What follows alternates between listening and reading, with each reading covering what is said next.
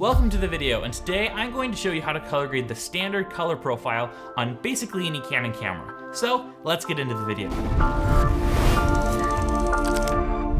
Now I believe I shot this on the Canon R7 in standard, but it doesn't matter a whole lot since most of Canon cameras have the same color profile, and this is the standard 8-bit mode. If you want to learn how to color grade C-Log footage, check the link up there. So let's just grab a clip here, put it on the timeline, and go into the color tab. And as we can see in the color information, this is an 8-bit file. I would recommend using C-Log if you have it, but if you have a camera that doesn't have that option, this is the footage you're gonna be working with. So this is 8-bit 4K footage. Just to get started, we're gonna collapse our clips, our gallery, and our effects tab so we can have a bigger screen. Let's start off with creating a basic S-curve, just like this. And then let's go to the hue versus hue and add these little dots on every single color. And then let's just modify this blue just a little bit, bring it down, and same with the other blue, aqua, I believe. There we go. And then I want the green to look a little bit more green to it. So let's see what this does if we bring it down. So let's bring down yellow as well. There we go. I'm looking for like a vibrant color. So let's bring that down.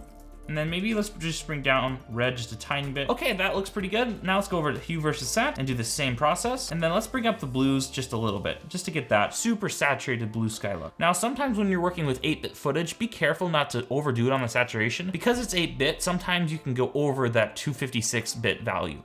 So just be careful. Let's just bring this up just a little bit, maybe the greens as well. I'd say that looks pretty good. Let's go into the wheels and just change our gain a little bit, maybe bring up the yellows just a tad. Actually, let's move it a little bit towards blue, and maybe do the same with our gamma towards green. Now this whole clip is a little dark, so I'm just gonna take the global gain and bring it up just a tiny bit. I'd say that looks pretty good. Let's just disable our color.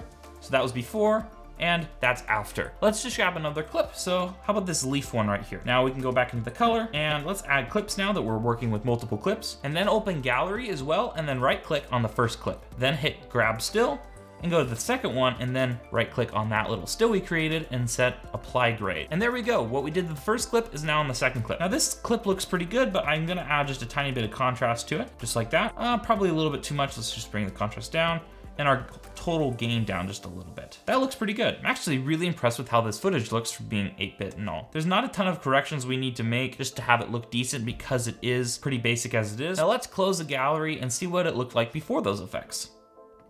That looks pretty good. Let's go back to the first one, second one. They're matched pretty well on the brightness and on the overall color. Let's add one more clip, maybe something a little different. How about these flowers? That looks good. There's a little bee too. Just drag this on, go back into color, make sure that this is 8-bit, it sure is. Go into gallery, right click, apply grade, and we're done. Now this clip looks a little bit cool, so we're going to change the color temperature just a little bit. And let's fast forward on the clip as well. It also seems a little dark, so let's bring up our gain. Now you can see we're clipping the background, and this is easier to do once you don't have as much color depth or dynamic range. So let's just bring those highlights down just a little bit. Still clipping if we want to have the foreground exposed well. Let's bring up the shadows just like that. Maybe our base down a little bit. That looks pretty good. Let's just move this nodes over a little bit and then see before and after. That is how you can quickly color grade some of the footage shot on basically any Canon camera in the standard 8-bit color profile. If this video is helpful, please consider subscribing and hit that notification bell to see when the next video comes out. Also, if you're interested in this being a LUT that you can just apply to your footage, let me know in the comment section down below. But that's pretty much it for this video, and I'll see you in the next one.